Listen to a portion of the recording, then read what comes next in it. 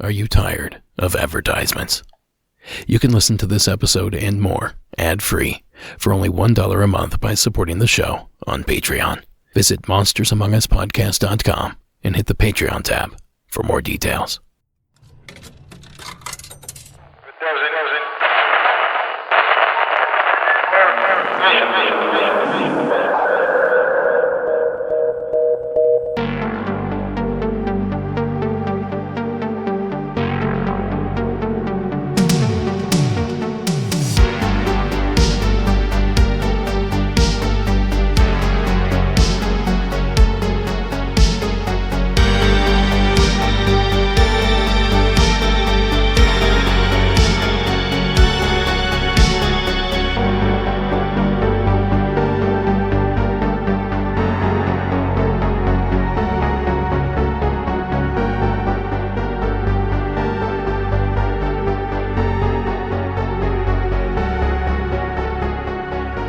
Good evening and welcome to Monsters Among Us, the Tuesday edition. I'm your guide, Derek Hayes. Hello everybody, it's great to have you with us here this evening. I'm especially excited because I have one hell of a themed episode in store for you tonight. Now the word paranormal encompasses all things strange and unusual. Anything from UFOs and cryptids to psychic powers. And of course, ghosts. And it's on the latter in which we focus our beam tonight. I scoured my call bank for the best stories about ghosts and spirits and brought them here with me this evening. An Oops All Ghost episode, if you will. So to kick us off tonight, we begin in a New Hampshire home. Aaron, welcome to the All Ghosts episode. Hey Derek, my name is Aaron. I am calling from southern New Hampshire. I wanted to share a ghost experience I had when I was probably in 5th or 6th grade. So growing up in New Hampshire, for those of you who haven't ever been here in the summer, it gets really hot and very humid during the day. And not a lot of the older homes have central air conditioning or air conditioning. So as kids, we would always go down into our finished basement and we would sleep down there. We would sleep down there because it'd get a little bit cooler overnight and just far more comfortable so you could not swelter up in your bedroom. So my experience was I woke up in the middle of the night. I'm a light sleeper, never have been a very heavy sleeper, but I remember waking up extremely cold. So now in the summers, it'll probably drop down to the mid 70s. But when I woke up, I remember being noticeably cold. I was bundled up in a blanket and it was still very humid. So it's hard to describe what it feels like when it's very cold, but also very humid at the same time. So now that being said, I was on the couch and I remember turning over and facing towards the center of the room. So we had a big old potbelly wood stove on a granite hearth. And in front of that, we had a column in the basement. That was a support column that was helped to use to hold up the house. So I remember seeing something out of the corner of my eyes. And as I was looking, it almost looked like a fog or a mist that was on the floor, maybe 6 inches, 8 inches off the floor. And I was having trouble kind of just grasping what it was I was looking at. And the thought even went through my head was, is it so cold that it's creating almost like a fog that is taking this humidity, turning it into fog on the basement floor? So it started to move. And so when I say it moved, it almost looked like when you see the smoke get blown out of a fog machine, like you see at Halloween. But, we definitely didn't have a fog machine going in the basement. We didn't own a fog machine. All the windows were closed and it started to slowly move and it continued to move until it reached that pole in the basement. Once it reached that pole in the basement, it slowly started to build up and almost looked like it was climbing up the pole. So at this point, I'm thinking to myself, you're asleep. You clearly are seeing something that isn't there. I remember rubbing my eyes. I remember, looking around a little bit, taking a look at the clock and realizing that, I was actually awake. This wasn't something that I was dreaming about. I was perfectly aware of my surroundings and situation. As I was sitting there watching what was happening, which felt like hours, I'm certain it was only, 30 seconds or a minute, it slowly started to take form. And as it slowly started to take form, it was more from almost like mid-thigh up through their waist to their head. And as I was looking at them, it almost looked like they were leaning up against that post in the basement, like they were in a comfortable position, almost like you'd see somebody lean up against a light post or a signpost, waiting across the street, something like that. So as I'm watching it, it slowly is starting to come into view, and it's slowly starting to become more defined. And as it becomes more defined, I see the face start to take on features. They had glasses on. He had shoulder length, kind of curly hair. And I remember I reached over my left shoulder with my right hand, and I grabbed a pillow off of the couch, and I tossed the pillow in its direction. The pillow went right by it, not through it, but went right by it, landed on the floor next to what I was seeing. The entity followed the pillow, watched it hit the floor, and when they turned back to look at me, they crossed their arms over their chest, kind of cocked their head to the side a little bit, gave me this coy smile, and was gone. And I remember thinking to myself at the moment, oh my God, I just saw a ghost. And being, the age that I was in, again, I think it was 5th or 6th grade, the one thing that strikes me as incredibly odd is I wasn't scared at all. Growing up, I had always read ghost books. I was always, watching paranormal. I was always watching unsolved mysteries, sightings. So I always thought that I would be terrified. The thought of seeing ghosts or entities or spirits had always been something that I was really scared of. However, when I had seen this one, it wasn't scary at all. The last thing I remember is just thinking to myself, oh my goodness, I'm not scared. Wake up the next morning, fast forward a little bit, wake up the next morning, and I immediately ran upstairs and I told my mom. So now a little bit of story about my mom. She had a father and a few brothers who all died from traumatic events. I hadn't ever met any of them growing up, but my mom always told me that when I was younger, I would mention things like, I really miss Grandpa, or I really miss your brothers. Again, having never ever met them. And so I ran upstairs and I told my mom, oh my goodness, Mom, you'll never believe me. I saw a ghost last night. And she didn't seem surprised. And when she asked me what the ghost looked like, I started to describe the stature, the height, the glasses, the hair. And as I did that, I saw my mother's demeanor change. And when I was finished telling her, she gave me that same coy little smile from the entity that I had seen. And she said, you met my brother. And for me, it was a very profound moment, just knowing that, to me, it's proof that we still have our family out there. We still have them looking over us, and that they're there when we need them. So not a scary experience, not a scary story, but I did want to share, hearing some of the other callers call in, it really encouraged me to share my story and my experience as well. Derek, huge fan, recently signed up for Patreon, look forward to every single episode. I've gone back and listened to a whole bunch from the beginning that I'd already listened to before. Sincerely appreciate what you and all of your callers are doing to share your experiences with one another and with the world. And I look forward to hearing more of these great experiences. Be well. Thanks so much, Derek. Have a great day. Thank you, Aaron, and thank you for the support over on Patreon. Patreon.com, and search for Monsters Among Us Podcast if you'd like to join them. Now, this is one of those classic ghost stories. A foggy apparition, a message delivered by a spirit, and finally some sort of family connection, like something straight out of an 80s horror film. What a way to kick off the All Ghost episode.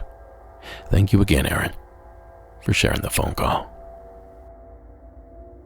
Now, I have tons more ghostly content coming up here in just a moment, but the experts tell me now is the best time to take an ad break. So I'll be right back.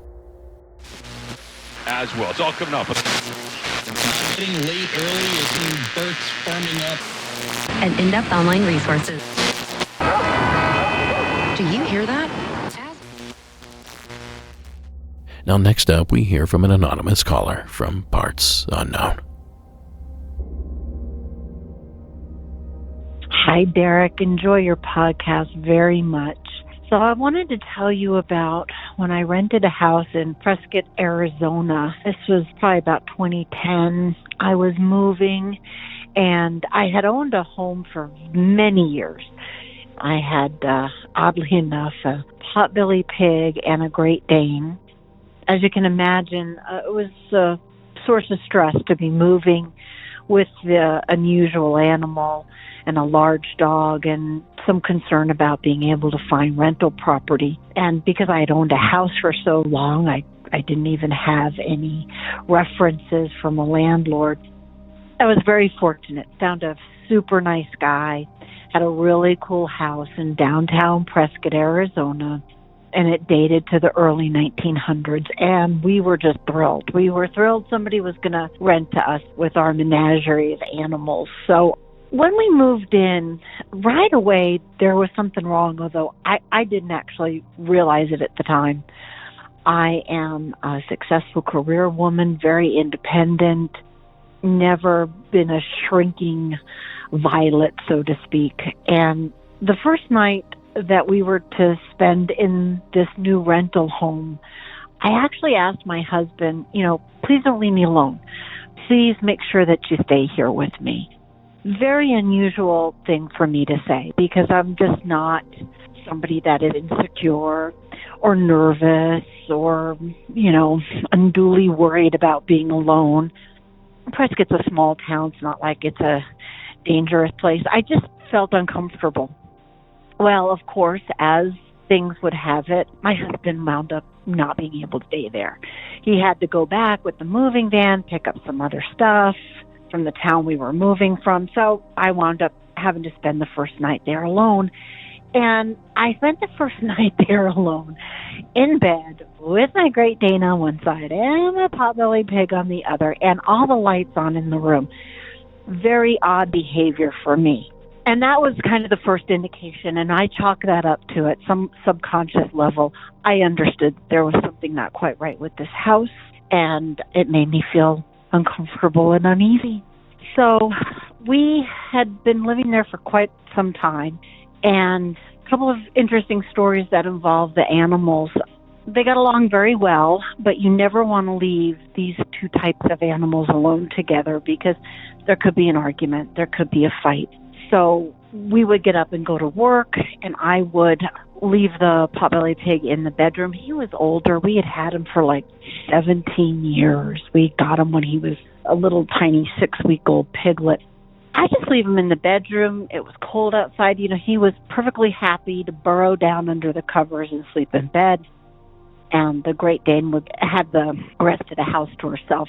She'd usually just sleep on the sofa. And every time I came home from work, I would find the bedroom door open. And it was very odd. This is an old house that dated to the early 1900s. It had those big round metal knobs. No dog or potbelly pig, for that matter, is going to be able to open that door. And my husband and I kept fussing with each other. You left the door open. No, you left the door open. Back and forth, back and forth.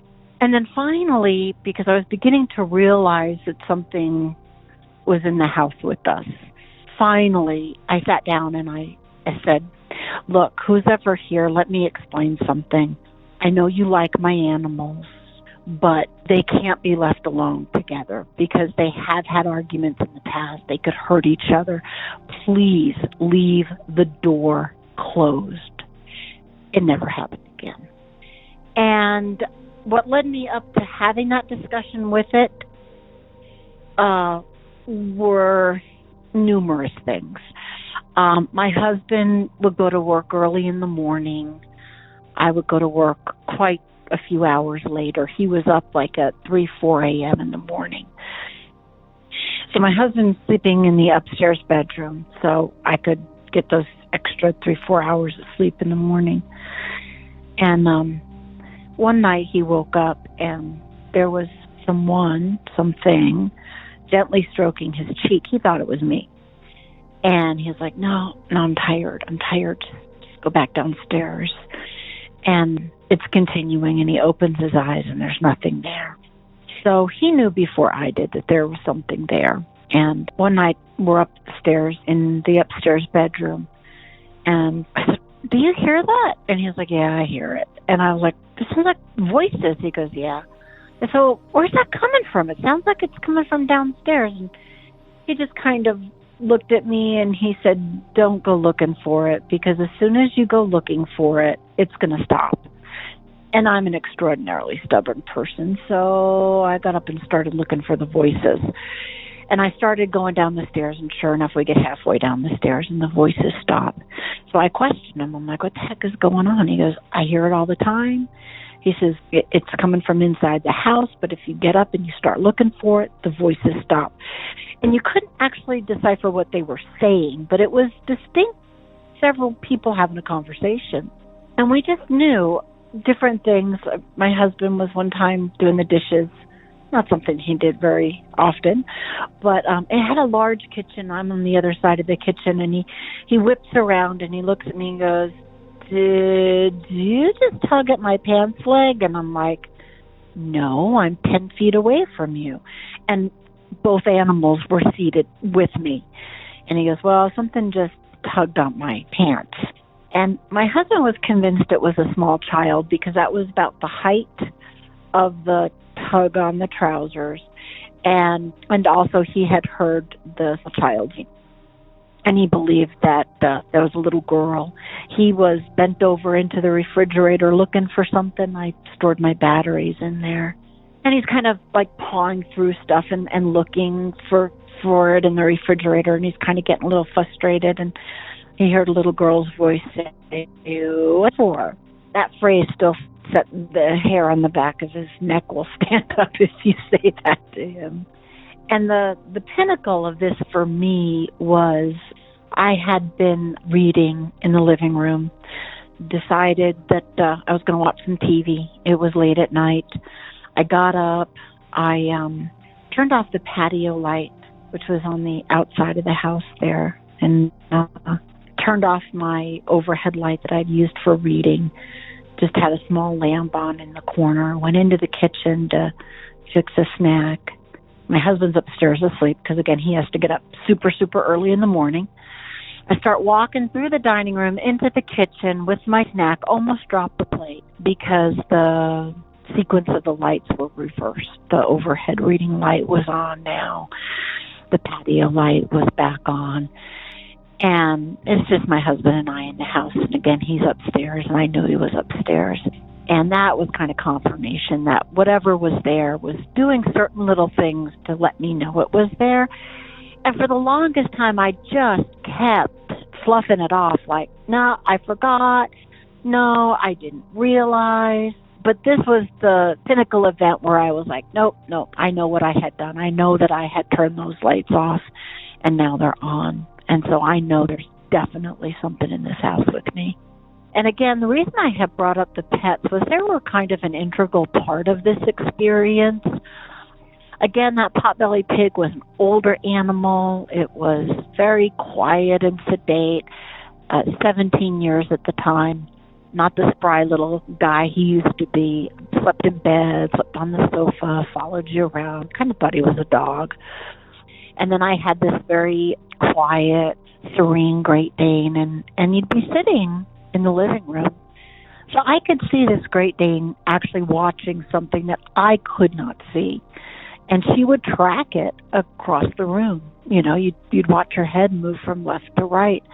And a couple of times I was able to even kind of look at her, look at the eyes, and kind of surmise that she's focusing not on the far wall, but probably something that is in between the wall. And again, something that I clearly can't see. And there would be times where the potbelly pig would kind of stand up real quick, almost like something had touched him. And he'd kind of look at me, and then he'd kind of lay back down. But he kind of stood up abruptly, which is not something he did unless you were getting ready to feed him. Again, I surmise that something had touched him and made him get up. And my animals were not scared of whatever this was. It didn't frighten them. I think that they felt it was not a danger to them, but they did recognize that it was there, and they just kind of took it in stride. We eventually bought a house. We moved out of that rental, and we enjoyed living there.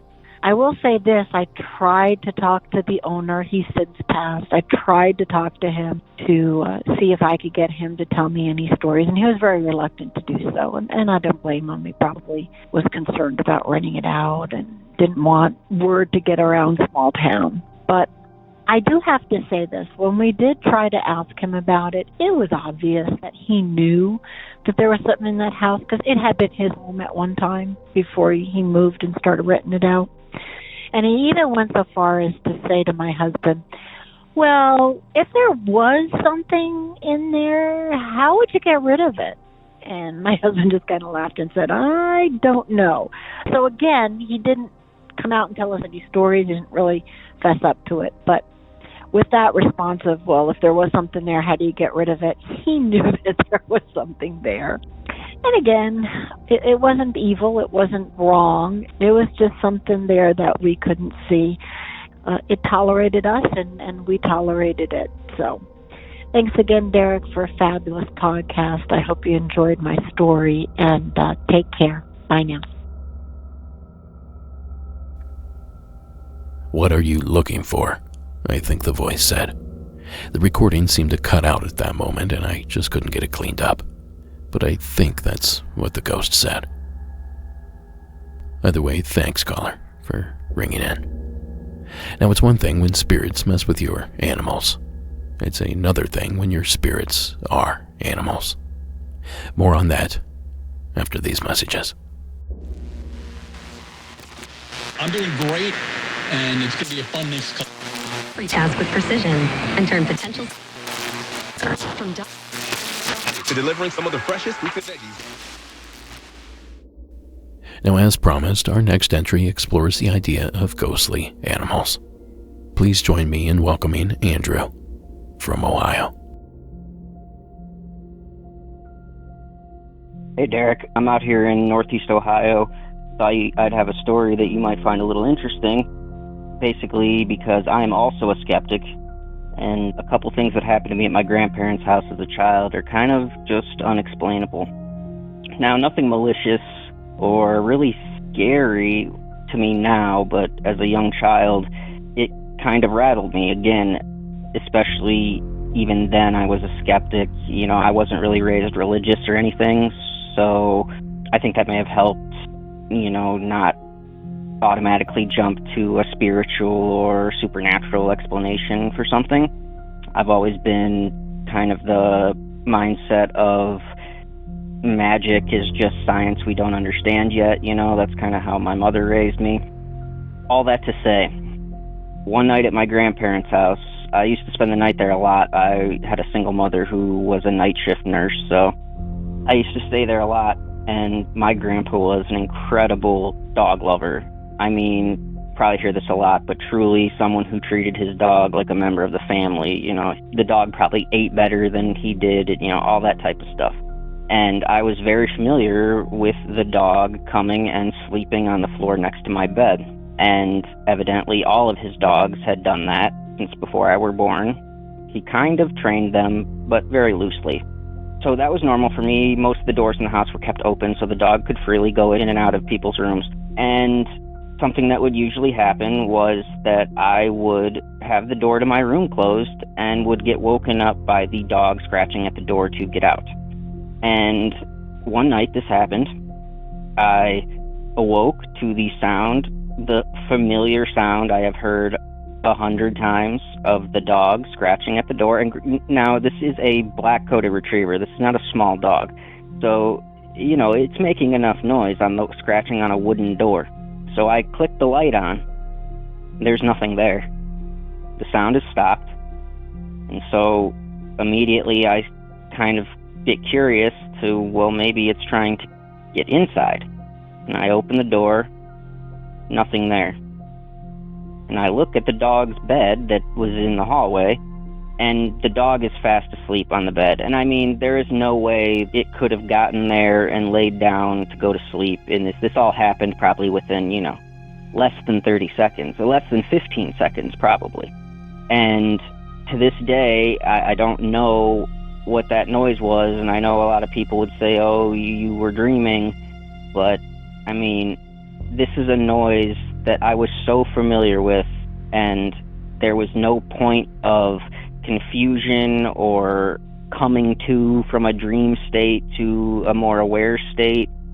And when I mentioned this to my grandmother first, she is a very also skeptical scientific person, and immediately, said you're dreaming, or, you just don't worry about it, it's your imagination, something like that. But when I told my grandfather, he told me that every once in a while, he would see the ghost of his last dog, who was also a flat-coated retriever, but had a much longer, shaggier coat. And he told me that every once in a while, not only does he see the ghost of his dog, he hears it scratching on the doors almost like it wants to get into his room. And again, my grandpa as well is not a spiritual or that type of person. And it just freaked me out still to this day, because the fact that I saw it, or believe that I saw it, and that my grandfather admitted to have seen it, when in my mind I can't remember him ever admitting or even bringing up the topic of something supernatural before. Thanks, Derek. Thank you, Andrew.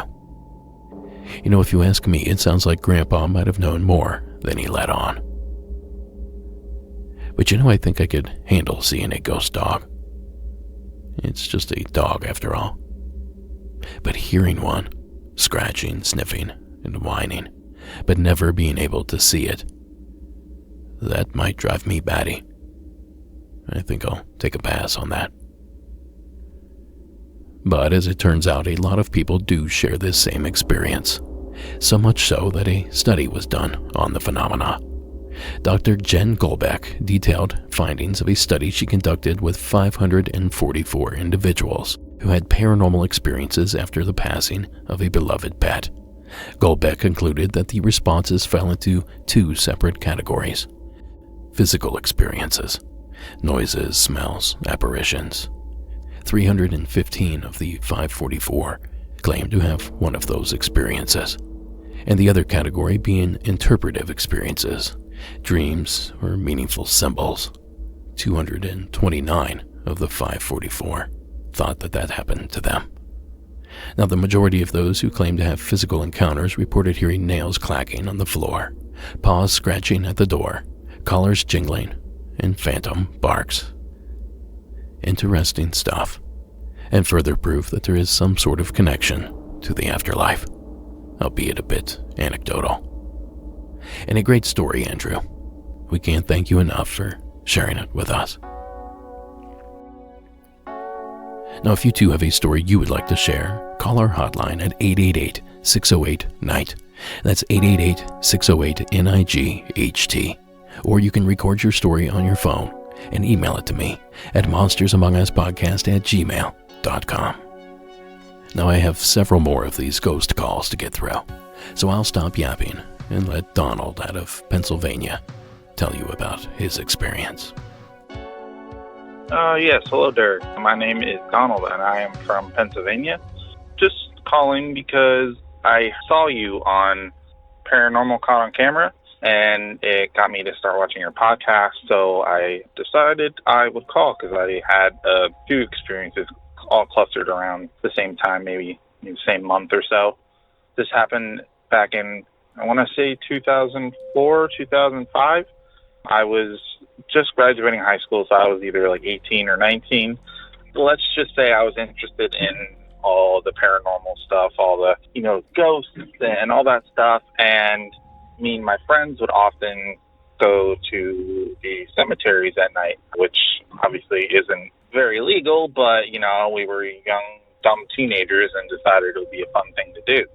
So I go, to do this quite often, and after one particular one, it was at by a very small rural church. I don't even remember where exactly it was, but I got this really bad feeling. I felt sick to my stomach, and we decided to call it quits. But after that, this is when the weird stuff really started happening.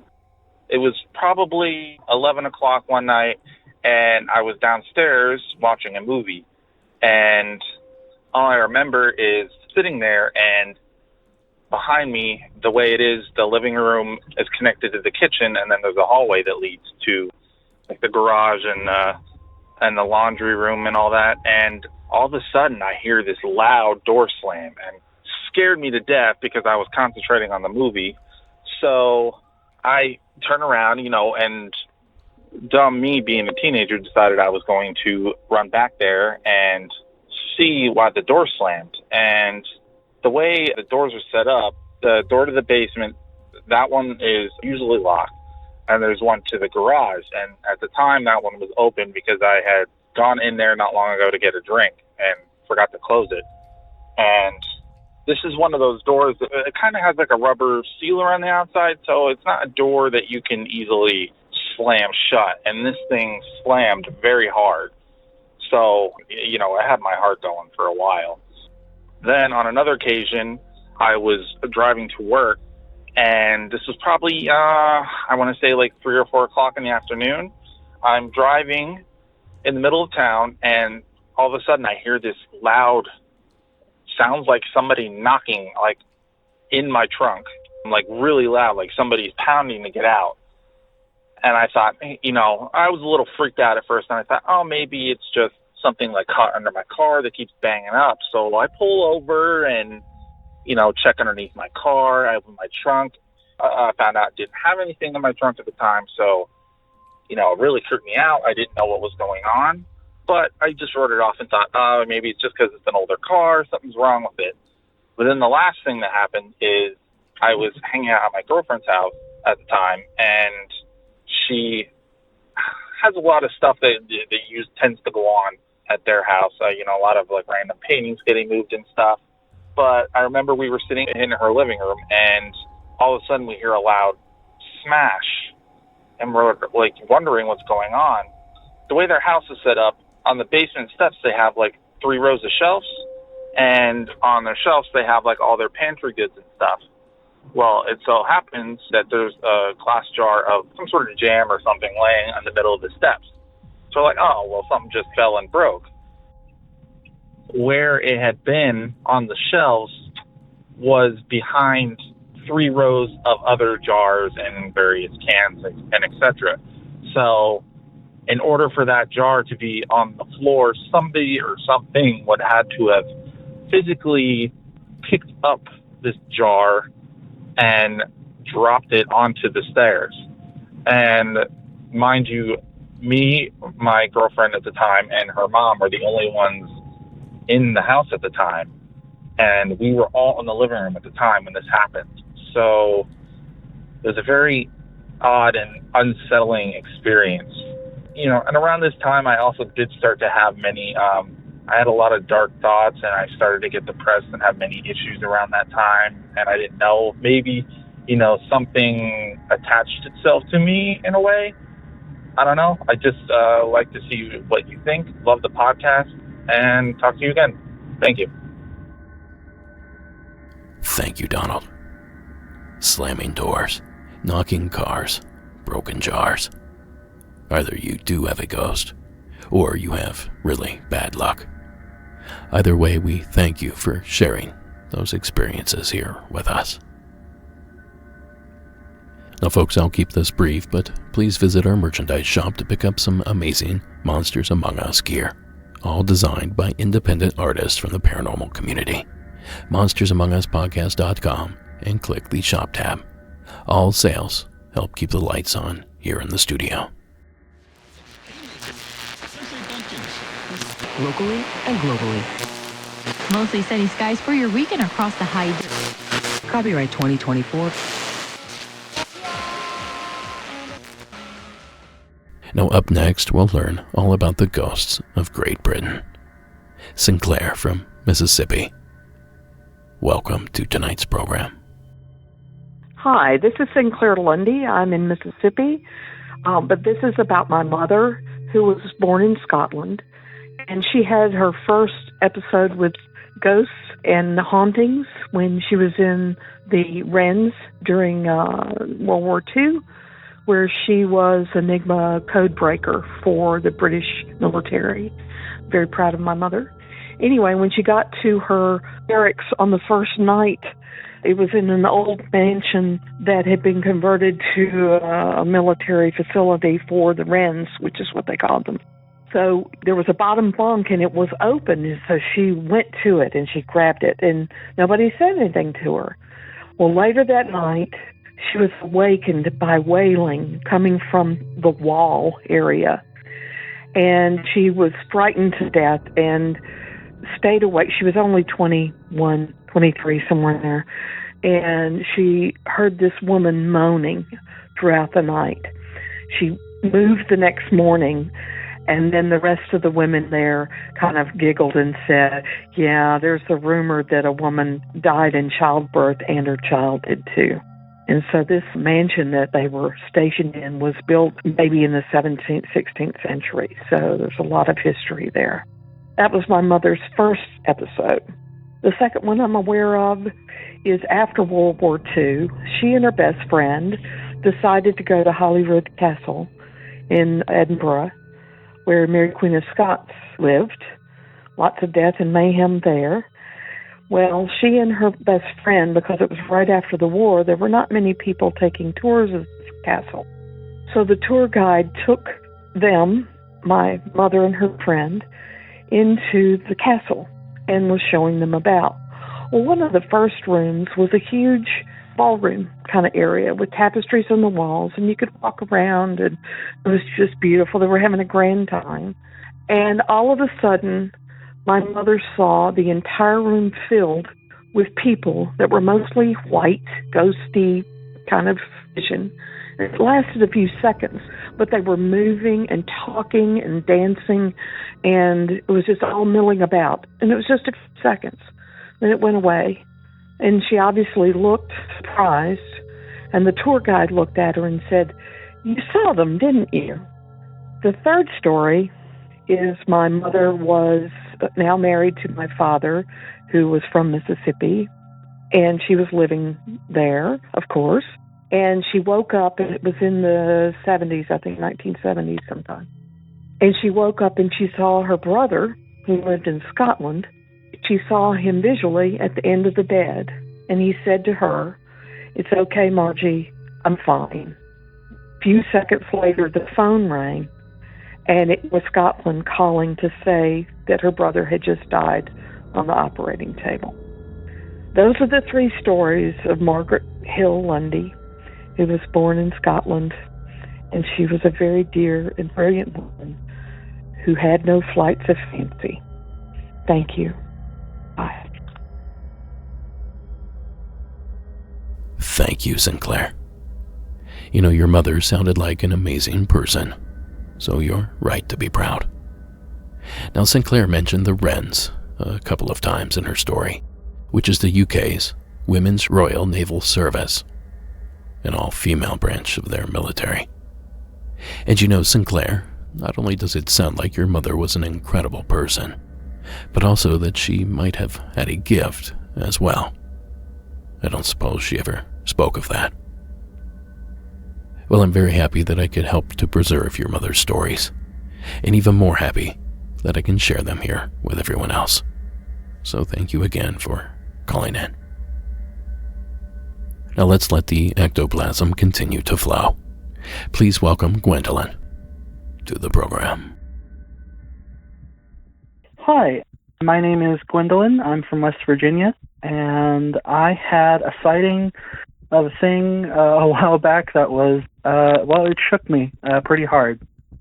I've always been, one of those people that, I've never really believed in supernatural stuff to a huge degree, but, I don't want to mess with it, you know? And this event kind of pushed me over that line a little bit.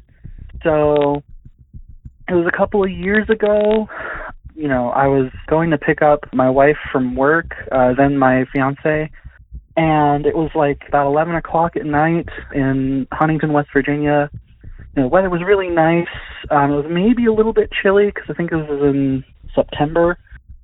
And I get in the car, and I'm driving out of town because, I was on my way to this little, service station that was out there that she worked at the time. And I'm outside of town, and as I'm coming around this curve, everything is normal. I'm listening to music. I'm vibing. I'm not, tired or under the influence of anything or anything like that. Weather's clear. I'm the only car on the road. And I come around this curve, and from the empty road, there's suddenly just a guy, standing in the middle of the lane. And, I could tell you, he was, kind of a tall, skinny, African-American guy. He was wearing, a safety vest, like a construction worker would wear. And there went from being nothing in the road as I came around the curve to just suddenly he was right there. I could see the road, everything was fine, and all of a sudden there was a guy. And I distinctly remember just, him turning as if he just noticed me, too. And I remember just the flash of, the lights of his eyes as he looked right at me. And then he was just gone. The car, went and made contact with his space in space, and he was just gone. And I was really shaken up, because I'm sitting there going, I've just killed a guy. And I get to my wife, and I tell her what happened, and I'm, really shaken up. And so she's like, well, okay, we'll just get in the car. We'll see if, we see anything going back. And, we get to the spot, and there's nothing there. And the whole night I'm shaking like a leaf. I still don't know what exactly it was I saw. Maybe it was a ghost. Maybe I'm just crazy. I don't know. But I'm just, I guess just in the space to share the story with a wider group of people now. So, yeah, I look forward to seeing what you think. Big fan of the show. Keep doing what you guys are doing. You're awesome. And I'll go ahead and let it go there. So, yeah, crazy stuff. Bye-bye. Thank you, Gwendolyn. Now, on a hunch, I had Delaney research road accidents from that area and around that time. And to my surprise, she actually came up with nothing that fits the description Gwendolyn gave. So given that she found nothing and the fact that no body was found, we almost have to assume that this was supernatural, a ghost, specter, spirit. Perhaps that of someone that was killed there years before. But in Delaney's digging, she uncovered something interesting. The city of Huntington, West Virginia, is well known for a hitchhiking ghost. The 5th Street Hitchhiker, they call her. That's right. Their infamous ghost does not match the description Gwendolyn gave, as hers was male, and the infamous hitchhiker of 5th Street is said to be a female. Which doesn't mean that Gwendolyn didn't see a ghost that night. It just means that she didn't see that ghost that night. Now, I've linked to the full story in the show notes, though I'm sure there'll be a deeper dive into the subject on the main program here at some point. Until then, thank you again, Gwendolyn, for calling in. That sounds like a rare nightmare scenario. Rare because it's one in which you hope it's something paranormal. I won't say any bad words. Medicine? Even you? We have to have bobbleheads all the time.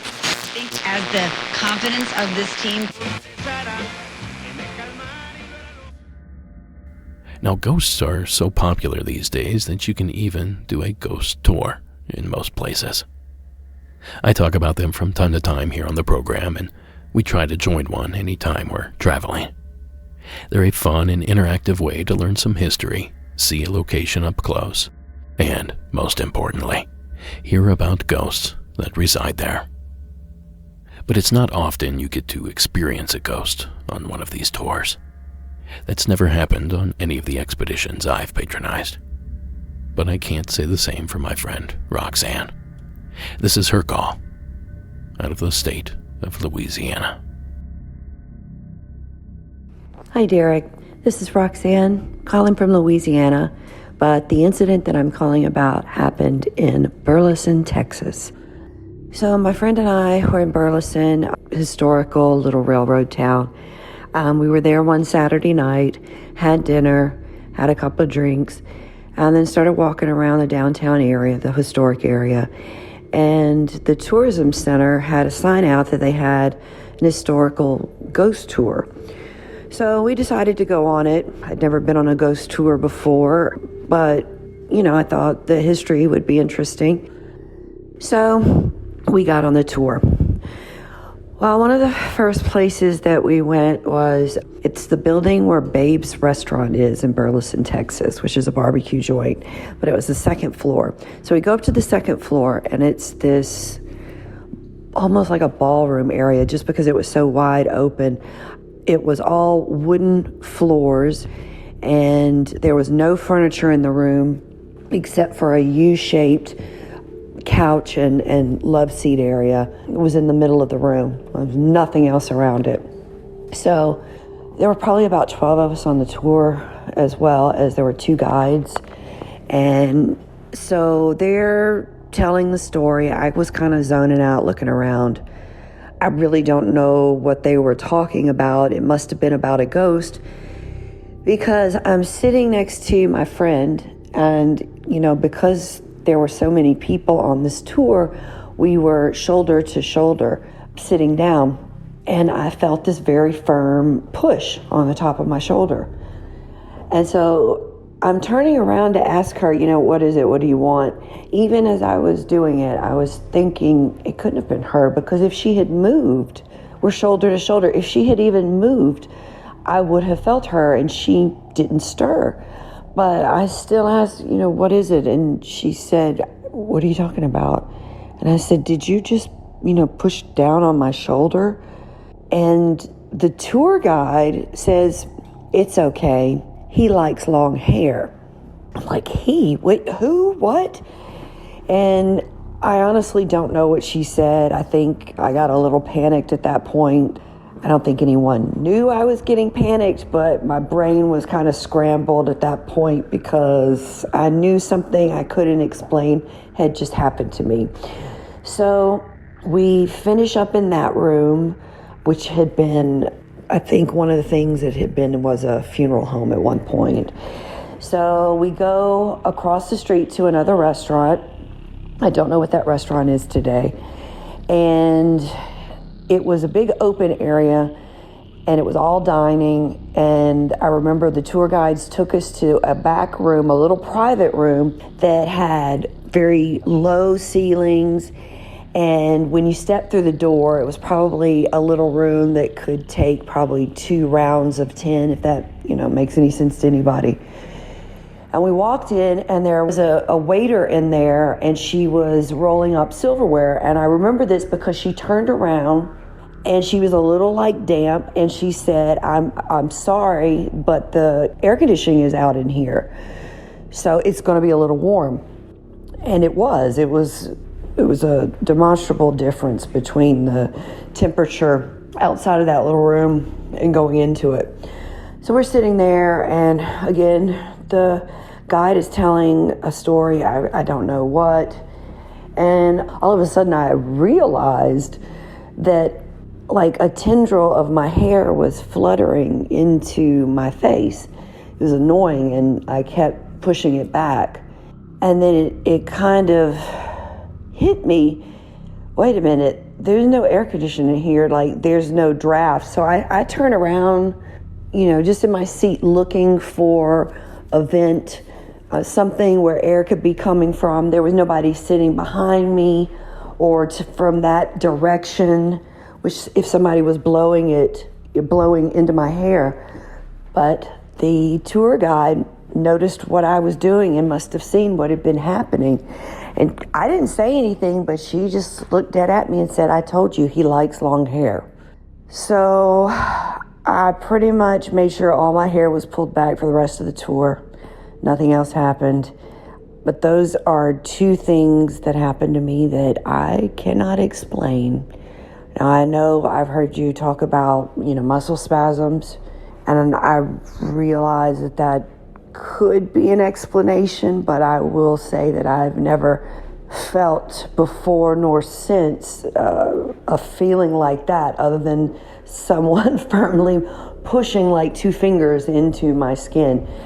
And then the air, that was so directed on, one bit of my hair to like blow it into my face, almost as if they're playing with me. Just can't explain those. So anyway, thanks so much for all that you do. Take care. Thank you, Roxanne. Roxanne was actually the field producer on our documentary, Shadows in the Desert High Strangeness in the Borrego Triangle. And she did an amazing job of wrangling witnesses and scheduling meetups, and essentially keeping David, Flora, and myself sane. So it's great to hear from you, Roxanne, and it's great to hear this story. And what incredible luck you have, if you choose to see it that way. You were able to have a little paranormal experience free with your tour. I certainly hope you left them a good tip and a good review. Well, thanks again, Roxanne, for not only calling in, but for all your help in bringing our little film to life.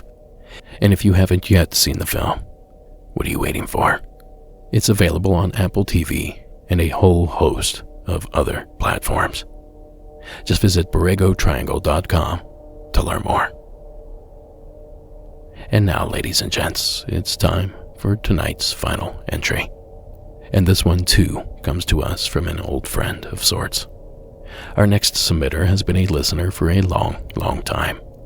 And this isn't his first go-round with the paranormal. But it might be one of his best. Please welcome Sean from the state of California. Hey, what's up, Derek? This is Sean from Silicon Valley again. Wanted to call with another story.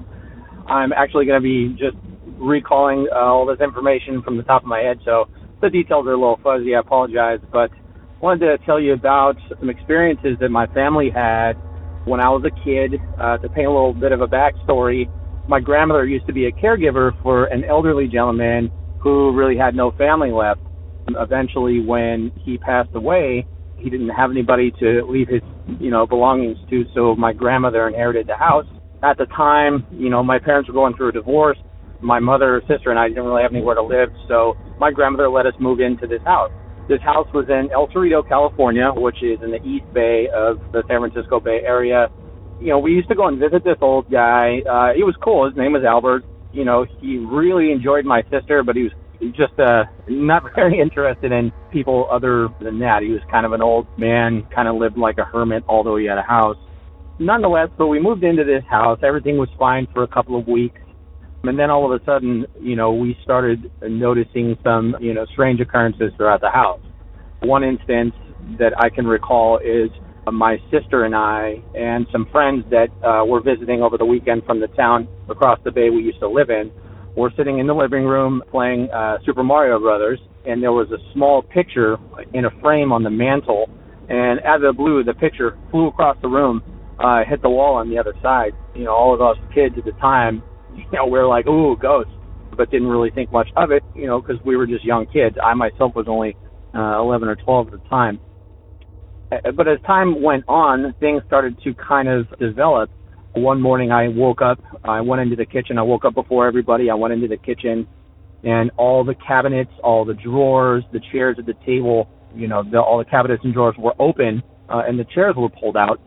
I didn't really know at the time that was, a sign of a haunting. So I just closed everything and went on with my day, didn't really say anything. He also had downstairs in his basement, it was really cool. It took up the entire basement. It was a whole model town with a train, electric train that went around the entire table and then up a ramp and around the ceiling. He built out a soffit for the train to go. And I remember going down in that basement and I remember the smell. It kind of smelled like really old books.